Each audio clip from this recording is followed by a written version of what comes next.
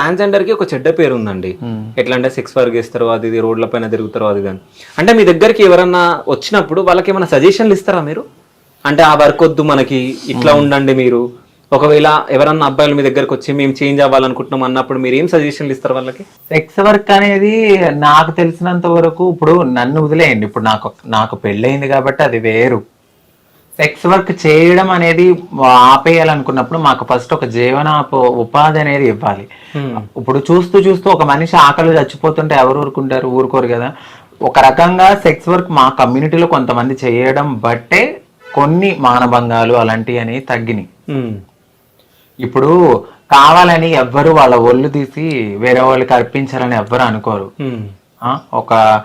ఏదో ఒక ఉపాధి లేకో, వాళ్ళకు ఒక జీవితం లేకో, ఇక బ్రతకలేని స్థితిలో కూడా బ్రతకాలి, ఇటు తల్లిదండ్రులు దూరం చేసి నా కడుపు నేను కాల్చుకుని ఏదో చేయాలి అన్న ఉద్దేశంతో ఈ మధ్యకాలంలో కొంతమంది చేస్తున్నారేమో తప్ప మాకేమి సరదా ఎక్కువ మా కమ్యూనిటీ వాళ్ళకి ఏదో ఇదైపోయి అయితే ఖచ్చితంగా చేయరు.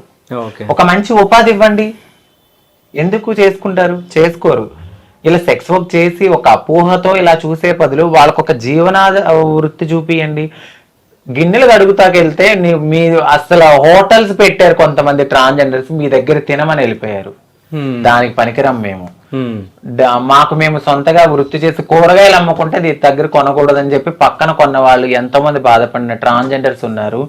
అట్లానే ఐటీ ఎంప్లాయీలోకి వెళ్ళిన వాళ్ళు కూడా కొంచెం అవమానించి కొద్దిగా మానేసిన వాళ్ళు కూడా ఉన్నారు. మీరు ఎంకరేజ్ చేయండి, డిస్కరేజ్ చేయొద్దు. హోటల్ పెట్టుకున్న వాళ్ళని కూడా మీరు తినకపోతే మీ దగ్గర తినము అని చెప్పి వెళ్ళిపోయిన వాళ్ళు కూడా ఉన్నారు.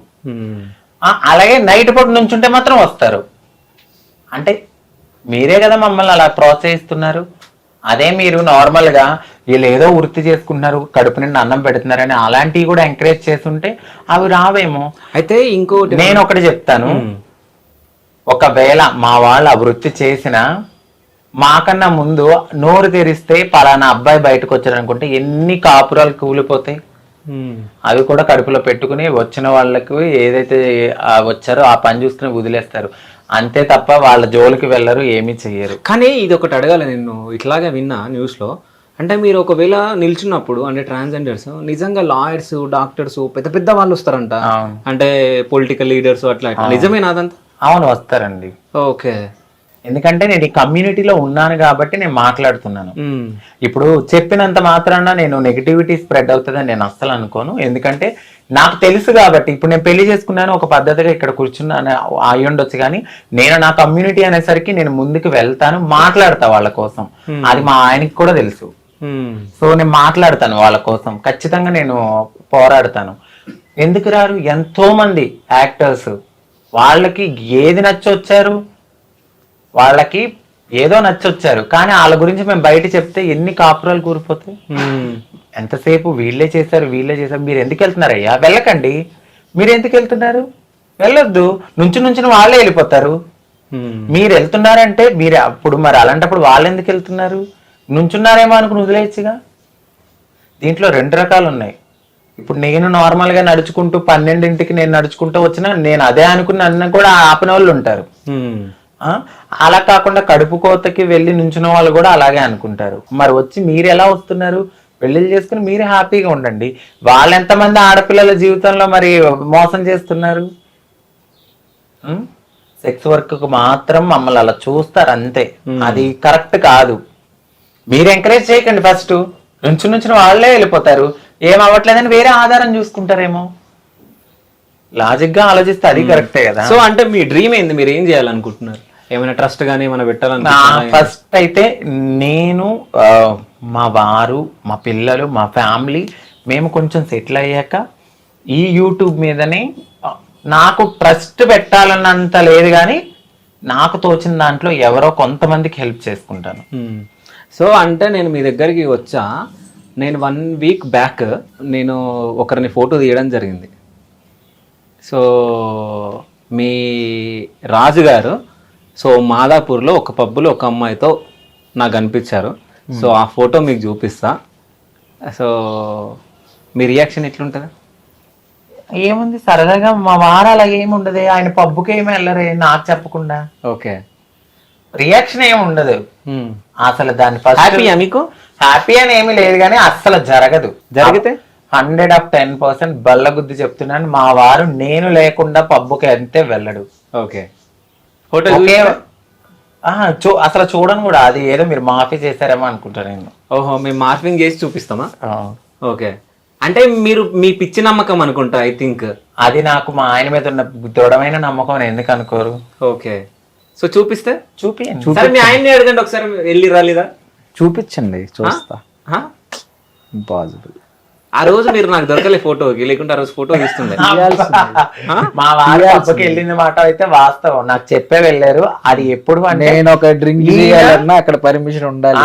ఈయనను మా తమ్ముడు ఇద్దరు కలిసి వెళ్ళారు. సరే పబ్బకే తెలియరు కదా, అది ఎప్పుడు మీరు ఎప్పుడు చూసారు? ఎప్పుడో ఒకప్పుడు వెళ్ళారు. ఎప్పుడు డేట్ చెప్పండి. మేము కలిసి వెళ్తాం మాక్సిమం. యాక్చువల్లీ మేము ఎక్కడికి వెళ్ళినా కూడా చెప్పనా, కలిసే వెళ్తాం. నాకు పెళ్లి అయిన తర్వాత నేను ఒంటరిగా, ఇప్పుడు పెళ్లికి ముందు వెళ్ళాను కానీ ఒక్కడిని ఫ్రెండ్స్ తో, బట్ పెళ్లి అయిన తర్వాత మా వారు వేరే అమ్మాయితో దిగారు అంటే అసలు ఇంపాసిబుల్. సరే నేను ఇప్పుడు ఒక క్వశ్చన్ అడుగుతా, మీరు నిజం చెప్పాలి. సో ఇప్పుడు వీళ్ళ కమ్యూనిటీ వాళ్ళు వస్తారు కదా, సో వచ్చినప్పుడు ఎవరన్నా అంకిత గారు లేనప్పుడు వాళ్ళు మిమ్మల్ని ఎవరన్నా ఫ్లడ్ చేసిర్రా? నిజం చెప్పండి. నేను చూడనండి ఫస్ట్ ఆఫ్ ఆల్. ఓకే, నేను చూడను. ఓకే. ఒకవేళ ఎవరన్నా డిఫరెంట్ గా చూసినప్పుడు మీరు అంకిత గారికి చెప్తారా? చెప్పారండి. చెప్పారా? సో గెలికిరా? అది బయట ఇంట్లో కాదు బయట పార్టీస్కి వెళ్ళినప్పుడు ఈయన చూసేవారు. అంటే కొంతమంది మంచి వాళ్ళు ఉన్నట్టే చెడ్డ వాళ్ళు కూడా ఉంటారు. ఇది ఏదో చేద్దాము, దీనికి మంచి మొగుడు ఎందుకు అనుకుని చేసిన వాళ్ళు ఉన్నారు. కానీ ఎక్టీజీ నేను అసలు పట్టించుకోను అలాంటి. ఈ చెవితో ఇంటి ఆ చెవితో వదిలేస్తా. ఆయనే వచ్చి చెప్తారు, చూడు ఇలాగా అలాగా నేను రాను, నిన్ను తీసుకెళ్లి దింపేసి వస్తాను అని అంటారు. ఆయనకి ఫస్ట్ ఆఫ్ ఆల్ ఆయన పార్టీస్కి రారు. అలా అని చెప్పి నన్ను ఒకదానే పంపరు. 2 hours ఉన్నా 3 hours ఉన్నా పాపం ఆయన కారులోనే కూర్చుంటారు. నేనే ఇంకా రండి రండి పైకి అంట. ఎందుకంటే నాకున్న నమ్మకం అది. ఎదుటి వాళ్ళు వాళ్ళకు ఉన్న నమ్మకాన్ని కోల్పోతున్నారు మా వారి దగ్గర, అంతే. నేనైతే అదే అంటాం, మేము దేని కొనుకెళ్ళాం దానికే చూడాలి. అది కామన్ గా జరుగుతూనే ఉంటాయి మా దాంట్లో ఫ్లెక్ట్ చేయడాలని. సో యూట్యూబ్కి వస్తే మీరు ఈ మధ్య బాగా ఎంటర్టైన్మెంట్ చేస్తున్నారు. సో అంటే మీరు సంథింగ్ డిఫరెంట్ గా క్రియేట్ చేస్తున్నారు మీరు కంటెంట్, అవునా? సో బాంబ్ వేయడం గానీ సంథింగ్ ఏదో క్రియేట్ చేస్తున్నారు. అవును. సో ఈ కంటెంట్ అంతా ఎవరు క్రియేట్ చేస్తున్నారు? నేనే. చేద్దాం అన్నప్పుడు మీ ఫీలింగ్ ఎట్లుంటది? అవసరం లేదు. ఫస్ట్ పెట్టింది నేనే పుల్లగా చేయమని నేనే ఇచ్చేసాను కాబట్టి చేయని. తర్వాత మీరు కూడా ఒక రోజు చెప్పారు కదా, మంచిగా వెళ్తుంది ముందుకు పెట్టండి యూట్యూబ్ ఛానల్ అది. సో ఎందుకు నేను వద్దంటే చెయ్యి, నీకు ఏది నచ్చితే అది చెయ్యి అంట. బాగుంది అనిపిస్తే చెయ్యి, ఏముంది దానికి యూస్ వస్తే వచ్చినా, లేదంటే లేదు. నీకు ఇది అనిపించింది చేసుకుంటా పోయే ఉండదు. కానీ మీరు నిజాయితీ గలవారు అని చెప్పేసి నాకు బాగా అర్థమైంది. ఎందుకంటే ఎవరైనా కానీ అంటే ప్రీవియస్ నేను వేరే ఛానల్లో వీళ్ళది ఇంటర్వ్యూ చేసిన, ఇది సెకండ్ టైం అనమాట. సో ఏంటంటే అప్పుడు నేను చెప్పిన ఉంటే, అంటే ఇప్పుడు మీది బాగా ట్రెండింగ్ లో ఉన్నారు. ఫస్ట్ టైం అంటే ఒక యువకుడు ట్రాన్స్జెండర్ ని పెళ్లి చేసుకోవడం ఇది బాగా ట్రెండ్ అవుతుంది. సో ఈ టైంలో మీరు యూట్యూబ్ ఛానల్ పెట్టుకుంటే మీకు బాగుంటది అని చెప్పి జస్ట్ నేను సజెషన్ ఇవ్వడం జరిగింది. సో అది ఇప్పటికీ వాళ్ళు గుర్తుపెట్టుకుని మీరు అన్నందుకే స్టార్ట్ చేసాము అని అన్నారు చూడండి, అది నేను చాలా హ్యాపీగా ఫీల్ అవుతున్నాను. ఎందుకంటే అది చెప్పుకోవడం మీరు చెప్పారు కదా ఆ రోజు, దానికి తోడైంది కొంచెం హార్డ్ వర్క్ ఉంది చాలా. అంటే నేను చెప్పడం మాత్రమే, అంటే మీరు పెట్టకపోయినా, అంటే నాకు ఎందుకు అనిపించింది అంటే నా ఇంటర్వ్యూ తర్వాత బాగా వెళ్ళింది, అది చాలా వ్యూస్ వెళ్ళింది, ఎఫ్బీలో కానీ చాలా వెళ్ళింది. సో అప్పుడు నాకు అనిపించింది అనమాట, సో వీళ్ళు ట్రెండింగ్ లో ఉన్నారు, పెట్టుకోమంటే కొంచెం బెటర్ ఉంటుంది వాళ్ళకి అన్నట్టు ఏదో చిన్న సజెషన్ నేను ఇవ్వడం జరిగింది. కానీ వీళ్ళు అది గుర్తుపెట్టుకొని మళ్ళీ నేను ఇంటర్వ్యూ ఎవ్వరికి ఇవ్వలేరు, మళ్ళీ తర్వాత ఇంటర్వ్యూస్ ఎవ్వరికి ఇవ్వలే. మళ్ళీ నేను అడిగినందుకు సరే శివ గారు మీకు ఇస్తామని చెప్పి మీరు మమ్మల్ని యూట్యూబ్ పెట్టుకోమని సజెషన్ ఇచ్చారు కాబట్టి మీకు ఇంటర్వ్యూ ఇస్తామని చెప్పేసి మళ్ళీ చెప్పడం జరిగింది. So thank you so much. ఎందుకంటే మీరు గొప్పగా మళ్ళీ నా గురించి చెప్పినందుకు నేను హ్యాపీగా ఫీల్ అవుతున్నా. ఖచ్చితంగా చెప్పాలి కదా అన్నమాట అది.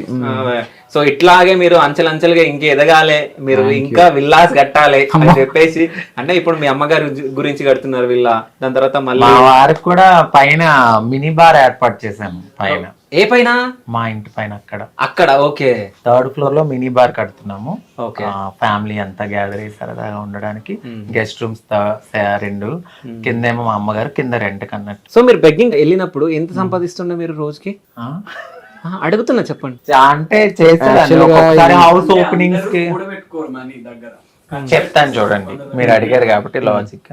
నేను డైలీ ఒకప్పుడు వెళ్ళినప్పుడు నేను ఎర్లీ మార్నింగ్ లెగిసి 9-9:30కి నా లైఫ్ని స్టార్ట్ చేస్తే నేను నైట్ 6కి వచ్చిన తర్వాత మళ్ళీ నేను వైన్ షాపులు కూడా అడుక్కునేదాన్ని. అంటే 10 రూపాయలే కానీ 5 రూపాయలే కానీ ప్రతి రూపాయి పోగేసి ఒకరోజు 1000 వస్తుంది, ఒకరోజు 2000 వస్తుంది, ఒకరోజు 3000 వస్తుంది. దీనికి కౌంట్ అనేది ఉండదు. ఒకరోజు ఎక్కువ రావచ్చు, ఫ్లక్చువేట్ అవుతూ ఉంటది కదా. ఆ వచ్చిన రూపాయిని నేను చిట్టీల రూపంలో దాచుకుని చిట్టీలు వేస్తూ నేను తినక కష్టపడి ఏదైనా ఓపెనింగ్ ఉంటే వాళ్ళు ఇచ్చింది వాళ్ళు 10 రూపాయలు ఇవ్వని 10,000 ఇవ్వని, అది కూడా నేను ఒక్కదాన్నే వెళ్ళి తీసుకుని వాళ్ళకి బ్లెస్ చేసి వచ్చిన డబ్బులు అన్నీ. ఇంకోటి ఈ మధ్య కాలంలో కొంచెం వచ్చిన యూట్యూబ్ డబ్బులు ఇవి యాడ్ చేశాను అంతే. ఓకే. నేను చిట్టీలు వెయ్యగా దాచుకున్న డబ్బులు ప్రతిదీ దాయగా చేసుకున్నాను. ఓకే. ఇప్పుడు యూట్యూబ్ నుంచి ఎంత సంపాదిస్తున్నారు నెలకి? ఎన్ని లక్షలు వస్తున్నాయి? నిజం చెప్పండి. నేను ఇప్పటి వరకు మా ఛానల్లో కూడా రివీల్ చేయలేదు. ఓకే. మీ ఇష్టం, చెప్పాలనుకుంటే చెప్పండి, లేకుంటలేదు. లక్షలు అయితే వస్తున్నాయి కదా? వస్తున్నాయి, లక్షలు వస్తున్నాయి. అవునా? సో మిలియన్లు పోతున్నాయి అంట. కదా అంతగానం? అంటే 1.5కి మధ్యలో ఉంది. సో లక్షలే కదా మరి. అదే ఇంకా లక్ష కంటే ఎక్కువ వస్తుందంట. 1,50,000 1,70,000 అంతే. కానీ అది మీరు కష్టపడుతున్నారు. సో మీ ఇంట్లో మీరు కష్టపడి మీరు చేసుకుంటారు కాబట్టి అది వేరే వాళ్ళ డబ్బేం కాదు, మీ డబ్బే. సో చెప్పుకోవచ్చు ధైర్యంగా సంపాదించినంత. ఎవరు వచ్చి మిమ్మల్ని మీ దగ్గర గుంజుకొని వెళ్ళారు కదా, అంతే కదా? అంతేలేండి. 1.7 1.8 అట్లా వస్తుంది. ఓకే. సో రాజు గారికి నెల శాలరీ ఎంత వస్తుంది? ఈయనకి 3 వస్తుందండి. 3L. ఓకే. 2.5 వచ్చాయి పాత దాంట్లో. ఓకే. ఇప్పుడు 3 దాకా వస్తుంది కొత్త దాంట్లో. ఓకే. భర్తలో సగం భార్య. సో అంత సంపాదిస్తున్నారు ఇప్పుడు యూట్యూబ్ వల్ల, అంతేనా? సో కెమెరామ్యాన్ ఎవరు మీకు? మా అబ్బాయి. మీ అబ్బాయి. సో మీ అబ్బాయి అంటే ఎవరైనా అసలు? సాయి అండి. ఓకే. మాకు ఎప్పటి నుంచో క్లోజ్. సో మాతోనే ఉంటాడు తను. ఏడుస్తున్నాం అనుకుంటున్నా? లేదు. ఓకే. మాతోనే ఉంటాడు. ఒక అబ్బాయి. మేము ఎలా అంటే ఇంకా పెంచుకోవట్లేదు కాబట్టి తను ఉన్నంత వరకు, తనకి జాబ్ వచ్చే వరకు మాతోనే ఉంటానని ఉంటాడనమాట. ఫ్యామిలీ పర్సన్ అంతే. సో అంటే తను మీ దగ్గరకు వచ్చినట్టే నెక్స్ట్ ఆయన ప్లానింగ్ ఏమైనా ఉందా? ఎవరికండి? మీ సాయికి? లేదేమి. ఓకే. ఓన్లీ ప్రేమగా వచ్చాడు, ప్రేమగా ఉంటున్నాడు. ఓకే. జాబ్ సెటిల్ అవ్వాలి కాబట్టి ఇక్కడ మాదాపూర్ ఇంటర్వ్యూస్ కి వాటికి అటెండ్ అవ్వడానికి ఇక్కడ దగ్గర వాళ్ళ ఓన్ హౌస్ కూడా ఉంది, అక్కడికి వెళ్తాడు, ఫ్యామిలీ దగ్గరికి వెళ్తాడు. సో అంటే మీకు పిల్లలు పుట్టారు కదా, సో నెక్స్ట్ ప్లానింగ్ ఏంది ఫ్యూచర్ లో? పెంచుకోవాలనుకుంటున్నాం. అంటే దత్తత తీసుకుంటారా లేకుంటే ఎట్లా? దత్తతే తీసుకుంటాం. ఓకే. ఎంతమంది పిల్లల్ని? ఇద్దరు చాలా? డజన్ వద్దా? ఇద్దరే. సో అంటే ఇద్దరు పాపలు ఒక పాప ఒక బాబు. సో అంటే ఇప్పుడు ఇక్కడ ఒకటి మాట్లాడుకోవాలి, చాలా మంది అమ్మాయిలను ఇస్తారు కానీ అబ్బాయిలను ఇవ్వరు కదా. అప్పటికి టెక్నాలజీ కొంచెం పెరిగితే బాగుండు, ఏదైనా నా వల్ల కానీ. మనము మంచిగా అంటే అందరు ఇస్తారని ఇవ్వరని అన్నాను. కొంచెం అంటే లేదు అదేదో టెక్నాలజీ వచ్చిందంట కదా. ఓకే. ఆ టెక్నాలజీ యూజ్ చేసుకుంటారా మీరు? సరోగసి అది ఇంకోటి సరోగసి. ఓకే. అది ఇప్పుడైతే అవ్వలేండి. పాపనైతే ఫస్ట్ తీసుకోవాలనుకున్నాము, దాని తర్వాత ఇంకా లైఫ్ లో సెటిల్ అయితే ఒక బాబు అనుకున్నాము. అట్ ద సేమ్ టైం మా అక్క వాళ్ళ పిల్లల్ని కూడా చూసుకోవాలి, చదివిస్తున్నాను. అక్క వాళ్ళ పిల్లకి కానీ ప్రతి ఇంట్లో వాళ్ళకి నేను సపోర్ట్ చేయాలి. అట్ ద సేమ్ టైం మా పర్సనల్ లైఫ్ కూడా లీడ్ చేసుకోవాలి. ఓకే. నాకు 6 పిల్లలు అనుకుంటా నేను అంతే. ఎవరెవరు 6? అక్క వాళ్ళ పిల్లలు సాయి, మాకు వచ్చే ఆరాధ్య, అందరితో కలిపితే 6 అవుతారు. అంటే మరి మీ రాజుగారు? ఆయన నాలో సగం, నేను ఆయనలో సగం. ఓహో, అంతేనా?